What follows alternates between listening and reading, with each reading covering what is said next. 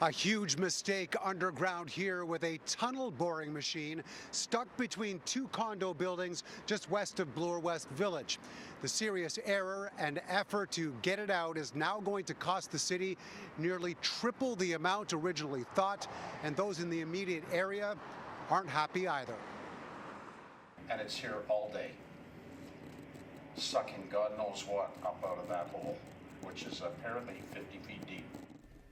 The view from Peter Moroney's Old Mill condo looks straight down into a large hole where there's been constant digging for nearly 2 years.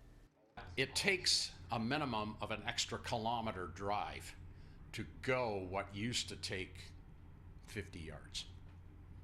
And the worst part of it all is that it's been one delay after the other and no communication.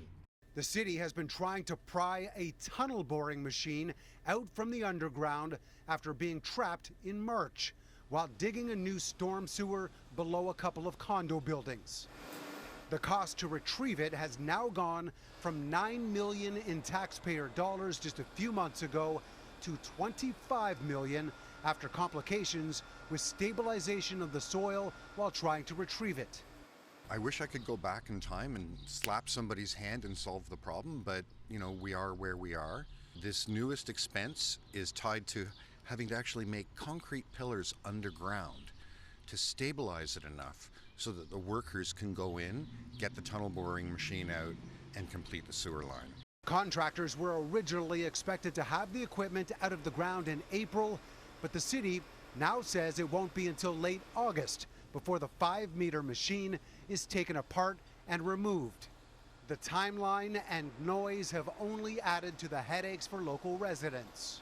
It's been awful. I can't say how difficult it's been, and to move from here, from a quiet place in Burlington, has been really unmeasurably difficult. One restaurant directly beside the site where the work is being done has been seriously impacted. It affects our business in many ways. First off, when people see a lot of construction, they're not as attracted to come to the restaurant, and then it has affected our parking because now there's only parking across the street. The total emergency non-competitive contract, purchase order such and such, was issued for a total value of $9 million. Now Peter is spending time reading city reports from above the chaos and simply wants answers beyond a few community meetings to tell residents how much longer it's going to be. Nothing happens on time. There doesn't seem to be any accountability for being on time. Who pays when the contractor's late? Are there penalties in place? Where are the performance parameters? We ask these questions and we think we know the answers, and unfortunately they're pretty negative. Now, you may have heard there towards the end of him reading from the computer. It's important to note that there was no competition for this contract with the city because it's considered an emergency. The added costs will be up for approval during a committee meeting at City Hall next week.